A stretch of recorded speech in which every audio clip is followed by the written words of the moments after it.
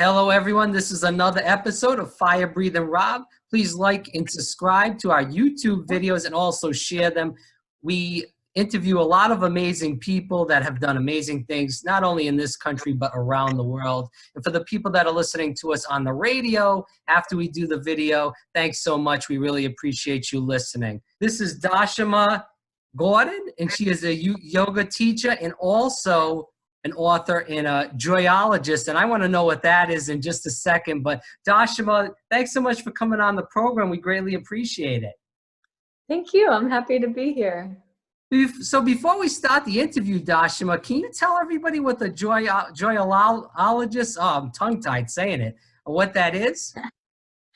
Well, it's kind of a happiness expert is but it's another word for it. But basically, I wrote a book 10 years ago called Journey to Joyful. And so I sort of got branded as a happiness expert. I got to speak at the United Nations for International Day of Happiness.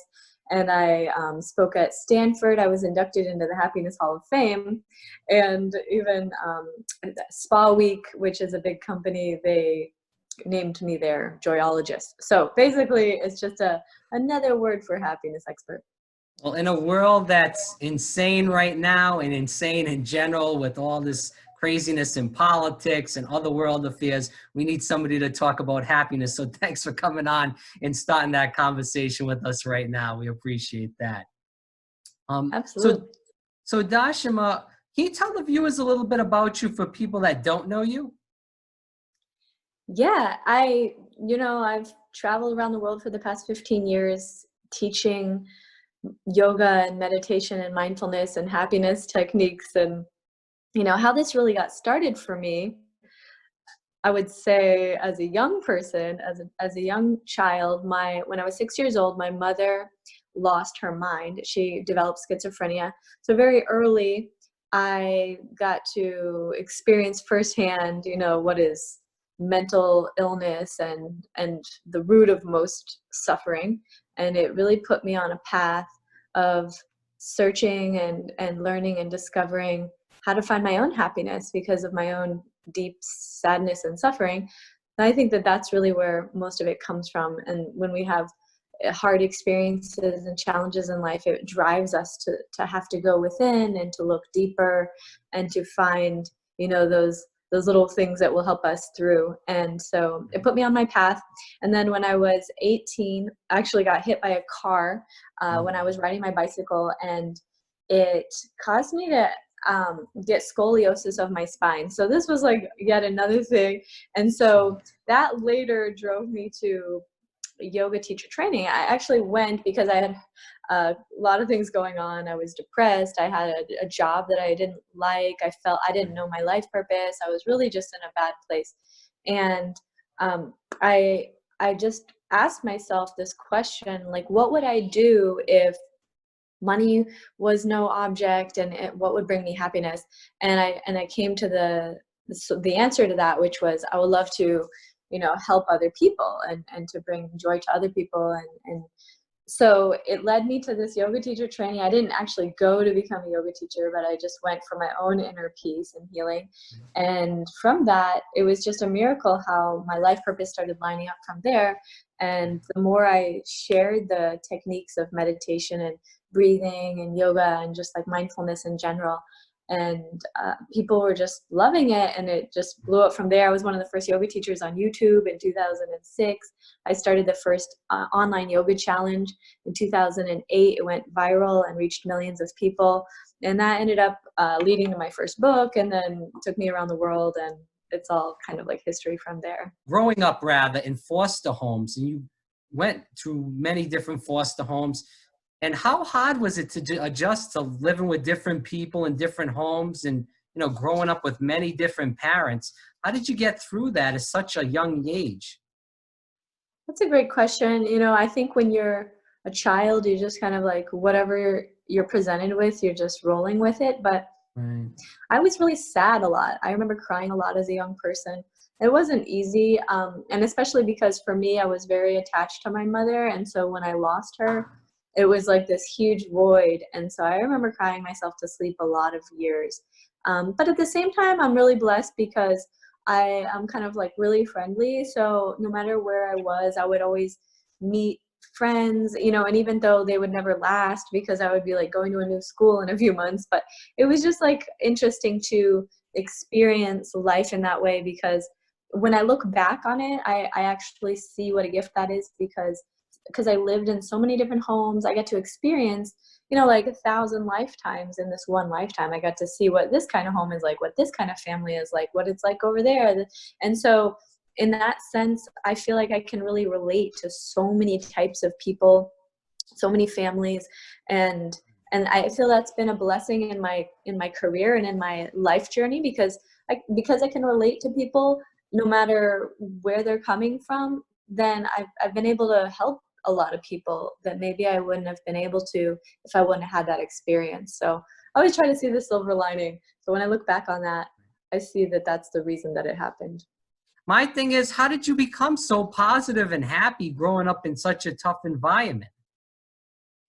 That's a great question. You know, yeah, it was kind of interesting to experience, because there was a lot of, I would say, like mistreatment, in the sense that some of the people that do foster parenting, they're just doing it for the extra $500 a month, you know, so they really weren't like doing it for the love. And then some of them, like very few, but every now and again, it would be somebody that really just wanted to help children. But I actually was really blessed, because when I was around 12 or 13, my mother's sister, who was adopted, so they weren't blood related, but she had always wanted an orphanage. And so she ended up, there's 4 sisters in my family, so 2 of us ended up living with her, and the other 2 were split up.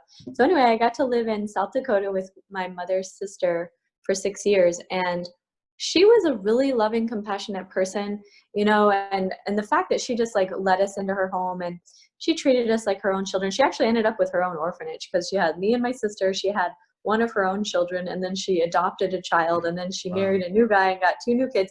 So she had this orphanage, and we were basically in this orphanage. But it was a family member, even though she wasn't blood related. She was my mother's sister, and she taught me such a deep level of compassion, you know, because she didn't need to do that, and her love and her just patience with us, because I was kind of a problem child, I would say. Like I got in trouble with the law. I was one of those children from foster care that ended up in trouble. Like I was drinking a lot. I was sneaking out and smoking weed, and you know, I got arrested twice. I got suspended from school twice. So there was like, you know, there was problems going on, because coming from that background, you're going to have this like rebellion coming through children. But she was so patient with me and just loving and understanding. And she could have been maybe a little more strict. It might have maybe helped, but I don't think there was anything that could have helped me. But her love and compassion really helped. And then I think one of the things that really helped me the most, honestly, is 2 things. Exercise. Like I was always an athlete, so just moving my body. I was a runner, I was in cheerleading, I was in the dive team, I was in, you know, like I did every single sport, and just staying active. And I had coaches, you know, for these teams, and the coaches, actually, I was really grateful. I had some of the best coaches. One of my coaches, my running coach, he taught us something so valuable really early. I think I was in 9th grade, and he taught us, because he was really into Michael Jordan, and he was teaching about how Michael Jordan made more free throws in his mind, visualizing, than he ever did on the court. And he was teaching us the power of the mind and like the visualization. And also, I think the other thing that really helped me, besides for exercise, like movement and stuff like that, is reading, you know, reading and music, because I would just sing in my room, and I would just read millions of books, and that was so healing for me. It brought me out of my mind and then into another world. And I remember as a young person, I read this amazing book. It was called How to Be Like Women of Influence, 20 greatest women of the 20th century. And in that book was like Oprah and like Anne Frank and Eleanor Roosevelt, Mother Teresa. It had like all these amazing women in the 20th century. And just reading about these women gave me so much courage as a young person, that, wow, even though they went through the hardest things, they came out and became something great, and they made a great contribution to this world. So that instilled in me such a deep seed of of knowing that I was like, I want to be that person. I want to be the person that came like Oprah out of a hard thing and then rose up into being a contributor and being somebody that makes a positive impact into the world. And that really shaped me at an early age. When did your fitness journey start? Yeah, it's interesting. Like I was always kind of like an active person. Like as a young person, we lived by a river, so I would swim and ride bicycles, and stuff, cartwheels. Like I was a movement type of person, but it wasn't until I remember actually in I think it was elementary school, we had to run the mile in school, and I was terrible at it. And I remember it took me like 9.5 minutes, and I was like, I'm terrible at this. And so it actually was a really positive thing, because I was like, I'm going to get better.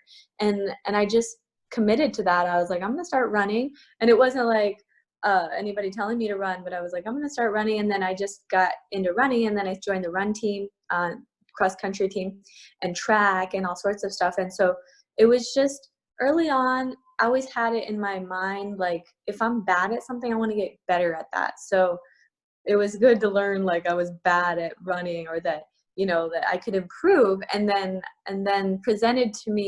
life presented to me opportunities for that, like being on the team, and committing to that. So then after that, every day I ran, like starting in middle school, I think it was like starting in 8th grade, maybe 7th grade, I ran every day all the way through high school, like 6 a.m. I was running every day, even in the summer. Or what, gave you the love for yoga? It's interesting because I was always doing yoga, but I never thought of it as something that you could, like when I was young, it wasn't a thing that people did much, it wasn't like people going to yoga class like they are now. And so it was always just like, oh, after you run, you do your stretching. But I always did like back bending. So I did like a lot of different things. I like to do the fun poses for me, like back bends and like handstands and stuff like that. But and then later, when I got into college, is when I got a little bit more into, and I was living with my little sister at the time. She was in college with me. She was into yoga, but she was really into like the gentle stretching. And I was like, that's boring. And I was like not attracted to it, because I was like really like high energy A type, and so I was bored by it. But I always stretched, because I was a bikini model, and I was into fitness, bodybuilding and stuff. So I always stretched, and I knew that was important. But then it was like when I was in college, I started going to yoga classes more in a formal way. And it had always helped me growing up to do like yoga poses and stretches, but I never saw it as like a full kind of like lifestyle or path, or like even a full fitness or anything. I just thought it was like secondary to like my workouts. But then I think when I was in college, so that was like 20 years ago, it started to become more mainstream, and there was like yoga classes and all the gyms, and I started going, and there was a couple of classes. And one thing that really changed my life, my sister took me to this yoga class at her gym. This was when I was in college. I think it was my sophomore year or freshman.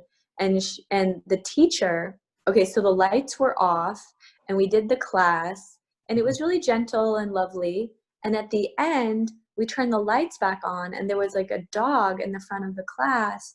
And we finally found out that the teacher was blind. Oh, wow. And she had taken a taxi from Fort Lauderdale all the way to Boca Raton, Florida, which is about a $45 taxi ride each way. So she had literally paid to teach that class, because it costs more to drive to the taxi, than to actually get paid from the class. And she taught the class, and it just changed my life forever when I was like, wow, this woman who's blind is so dedicated to this teaching of this yoga. And then when I started getting more and more into it, and then I went through this huge breakup when I told you I got really depressed in my corporate job. And then when I went to this yoga teacher training, it just healed my life. Like I just breathing every day, and just laying down and being still and meditating and doing all the stuff that I had always resisted changed my life. So it was just like, there was a turning point where it just like started to grow as a deep, deep appreciation and love, because it was healing on such a deep level. What would you tell beginners, whether it's a man or a woman, how to step in the class and feel comfortable? That's a good question. I have so many videos online for that reason. I feel that one of the best ways to prepare is to do a little bit online so you're more familiar, and to also go in with the understanding that it's not about how you look and it's not a competition. Like, it's really just about how you feel. And the more you get into it, you realize that if you're not like good at it yet, that means you need to do it more, because the being good at it means that you're comfortable in your body and that it doesn't hurt. And so if it hurts a lot, that means that you need it, right? Because it's like your body shouldn't be in a lot of pain. So yoga can help you to relieve your pain, relieve your stress, relieve tension, and prevent injury. And it actually keeps your spine youthful. So it helps to like anti-aging, helps to reverse the aging process. People that do yoga for many years, they don't get scoliosis, they don't get all this kind of like arthritis, because it's that lubrication of the joints and the spine and everything. So it's so important and healthy for everybody to do yoga. So when people tell me I can't do yoga because I'm not good at it, I always want to encourage them. Number one, it's not about how good you are, it's not about that. And then number two is it's like, do a little bit online if you want, or some videos, because that will really prepare you. So when you go into the class, you're not like looking around like, what do I do, and lost and feeling confused. Because when you feel confused, then it's bringing you out of your experience, and then that takes you out of the present moment, and it actually takes away from your experience of overall. So I have hundreds of videos on YouTube. I have lots of online courses, and even on Daily Yoga app and Udemy, and tons of on TV and everything, I have videos. And so for people to just do something at home first, and if people really want to accelerate their progress, I have a course called 30-Day Yoga Challenge. And it's like a short video, 10 to 20 minutes, that you can do every single day for 30 days. And it's for all levels, so it's for beginners. And one is for your neck, one is for your lower back, one is for your hamstrings. So it's like each body part, really breaking it down and like working through. And then through that, you can really discover, where you have your imbalances in your body. It starts to bring your body into a balanced state. You start to feel better, you sleep better. Mm-hmm. Everything improves when you do yoga. I'll read Dashama Gordon, and she is a yoga teacher, and we're talking to her about yoga and meditation. You figure out what is the best yoga that fits for your body. That's a good question. Actually, I have an ebook. It's called Intro to Yoga. And I wrote about this because a lot of people ask me this, because there are so many styles of yoga. So like, for example, if you're looking to just work on your energy, I would recommend Kundalini yoga, because that's like more of an internal practice. It's a lot of breathing, meditations, mantras. This is really powerful for healing your mind and your energy. But if you're looking for relieving, let's say pain in your back, then you're going to want to do yin yoga or restorative yoga or things like that. But if you're looking for more of a fitness workout, then you would want to do like Ashtanga or Vinyasa styles. So there's different styles, and they're all really different and powerful in their own way. And the style that I teach, which is called Pranashama, it's a fusion of all the different styles. And basically, so we combine Ashtanga Vinyasa with Kundalini and Yin Yoga and all sorts of stuff, and even with Qigong, Tai Chi, and dance, and all sorts of practices. So over time, you start to realize the integration of all of these movements, and the breath and the meditation is really the most powerful way to get your body into balance. But if you're having specific needs, like, just pain in your back, or, your neck hurts, then you can really isolate those with certain techniques. Let's just speak about your business in general.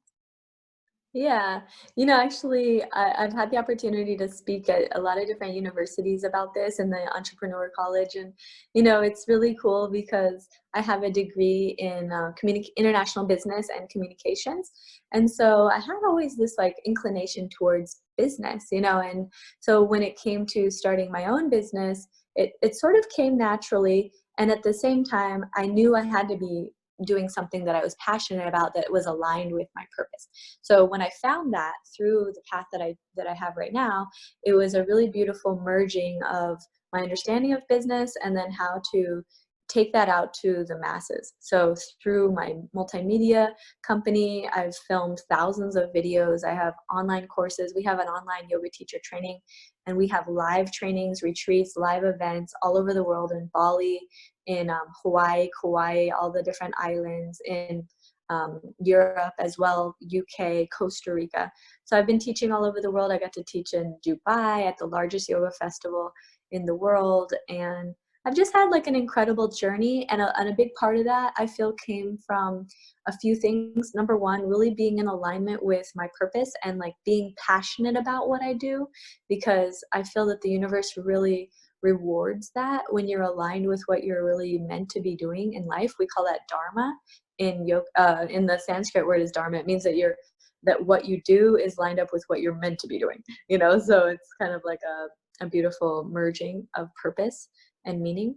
And then combining that with business skills, you know, like perseverance, dedication, willingness to reach out, network, being open to the media. You know, I've been on TV, I've been featured in all sorts of magazines, on the covers of magazines. I've partnered with some of the top brands in the world, like Nike and Puma, even Vitamix and Cadillac, and lots of brands and TV and celebrities. I'm a part of Jillian Michaels' team, and worked with different celebrities all over the world. So I just, you know, I'm always looking to expand and grow and connect and share, and to share this message. And that's the core of it, is knowing that this is something that not only healed my life and that continues to heal my life, but has healed so many other people's lives, and it continues to do that. So that's really where the core of my motivation and inspiration comes from. And from that, ideas just continuously spring forth. And I think another place that ideas come from is through meditation. So when I got really into my meditation practice, it's like opened up many worlds of, you know, understandings of ways to kind of like take the business side of it out there into new dimensions and new partnerships and new connections. And so I always encourage people to just never give up, and also have that faith and confidence in your own abilities to succeed. I've helped so many people. I have a course called Master Business Academy. I've helped a lot of people out because I train yoga teachers and I certify yoga teachers. And a lot of them struggle in business because they just don't know how to do business, and they don't know how to get their message out there. They don't have that self-confidence and belief.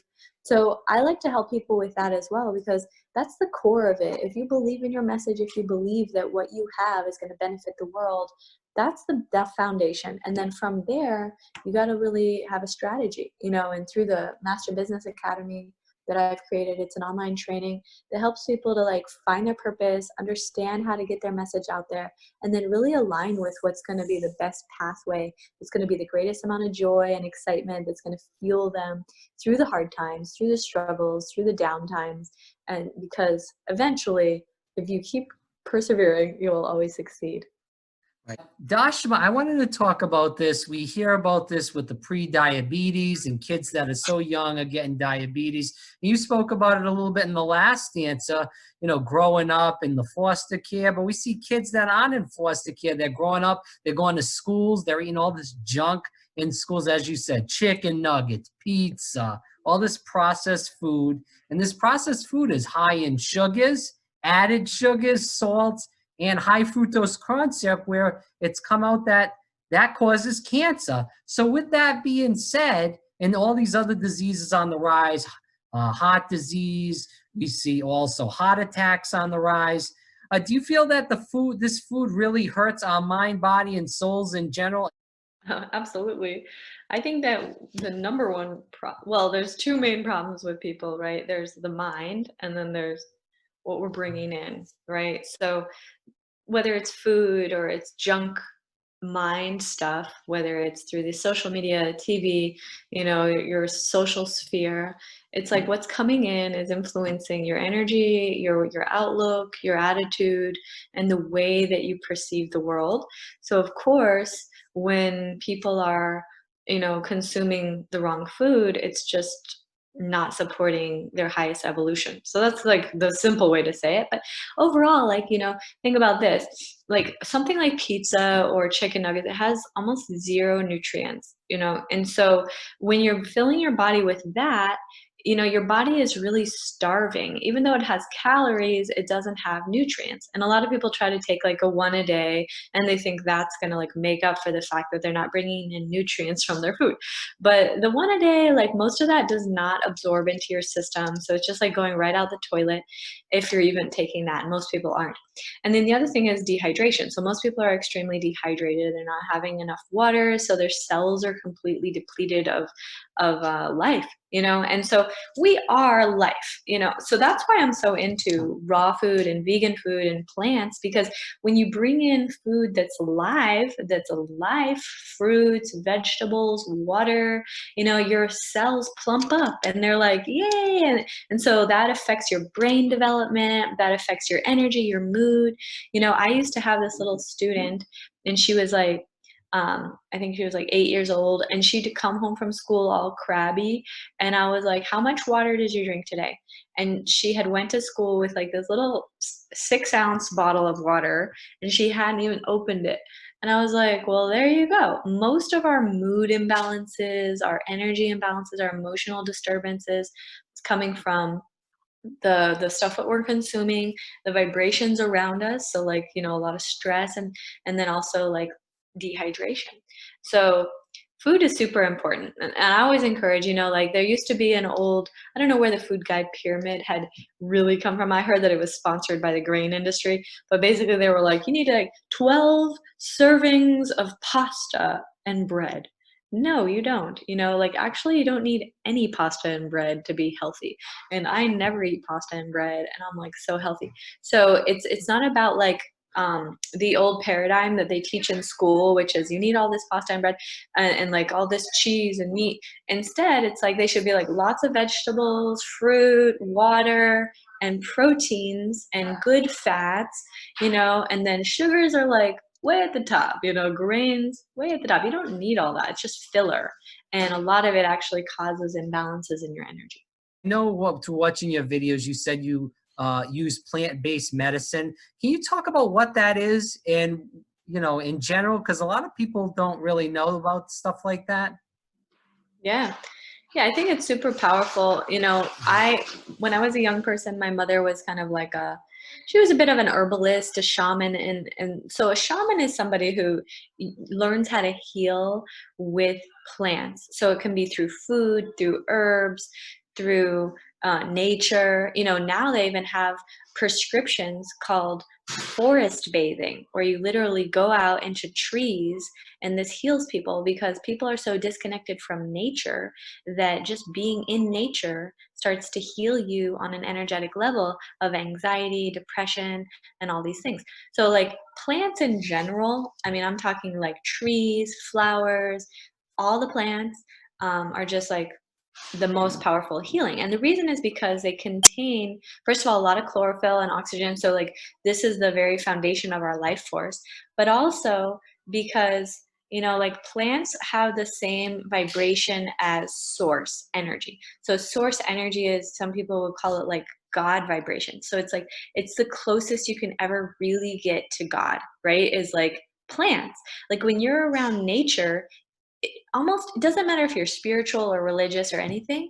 If you're around nature, you're going to naturally feel uplifted, right? You're going to feel inspired. You're going to feel alive. You're going to feel rejuvenated just by being in nature. So that's the power that plants have. And plants, I would include all nature, so it can be like the ocean, but the ocean has lots of plants in it too, like seaweed and all the different things that grow in the ocean. But so that's like one level of plants. But then we have like plant-based nutrition. So that's like what I was talking about: fruits, vegetables, herbs, anything that you can consume that's living and that has a life force to it and that has medicinal properties. And then we have even more powerful plants that are from like shaman, who like in the jungles of the Amazon discover certain plants that heal all sorts of things. So like whether you have cancer or diabetes or like many different emotional disturbances, mental problems, a lot of plants actually have healing properties to heal people in a way that no prescription ever will. Because prescriptions are generally designed to kind of like alleviate symptoms, but then they give you more symptoms. So it's just like a perpetuating cycle of sickness. And they don't really ever want you to get well because prescriptions thrive Yeah. monetarily on you staying sick. So when you go the other route, which is like shamanism, which is like taking plants that heal you, you can actually heal the issue instead of just like masking the symptoms. So there's different types of plants. Like, I mean, nowadays, for instance, in California, marijuana and CBD, these are legal and these are healing people. I had a friend even in high school, her mom had cancer and they had prescribed her marijuana, and that's really helpful for people with cancer and certain types of illnesses. And then like ayahuasca and like psychedelic mushrooms and those types of medicinal plants have been studied now in the university's research showing how that heals many different ailments. So there's so many plants on many levels, whether it's just going and walking in the forest or like what you're eating and consuming, or all the way to the more powerful, strong ones if you have really deep healing that's needed. And there's a whole spectrum, but plant-based healing is where it's at, and that's where the future is at for sure. What advice would you give to people to help them relax? Is it the meditation and the yoga? I think everything starts in your mind, you know, so you definitely need to work on your mind and your vibration. So you can do that through many ways. Like breathing is a huge one, really getting into your breath work practice, your meditation, really mastering the mind, mastering your energy is where it's at. So whether it's through yoga, through breathing, through meditation, through your diet, nutrition, through like going into nature, even qigong, tai chi, dancing, like whatever it is, tantra, there's a lot of ways to like, you know, really like heal your vibration, but everything comes down to your mind and your vibration. So when you get those two right, kind of everything else falls into place. Where can people find more about you, your programs, your YouTube page, Instagram, whatever it may be, Dashama? Yeah, I have some free gifts. If you go to my website, it's www.dashama.org, dashama.org. And I also have another, so if you go to that website, you can get, it's called it's the mini series. It's 3 free videos that I've created called Slay, Self-Love and Yoga. And it's like a meditation and a visualization and a yoga practice. So you can go and do that for free. You can also find me on YouTube, Instagram, or Facebook under my name, Dashama. And then also my yoga school is pranashama.com. So pranashama.com. And we have yoga teacher trainings, retreats, online school. You can become a certified yoga teacher from the comfort of your own home. And, you know, even if you don't want to be a yoga teacher, it's such a powerful thing to do, a yoga teacher training. It changed my life forever. I didn't actually go to yoga teacher training to become a yoga teacher. But when it changed my life so much, I just knew it was something I had to share. And so that's how this all got started for me. So I always encourage people to do yoga teacher training, even if they're not going to, you know, maybe become a teacher, because we just need more people that have that depth of practice. But you can, yeah, so you can go to any of the social media, feel free to reach out, go to my website, say hi, get the self-love and yoga mini course, and start your journey today. All right, Dashama, thanks so much for coming on the program. We greatly appreciate your time. Yeah, thank you so much. Nice to All right. meet you. Namaste. Have a All beautiful right. day.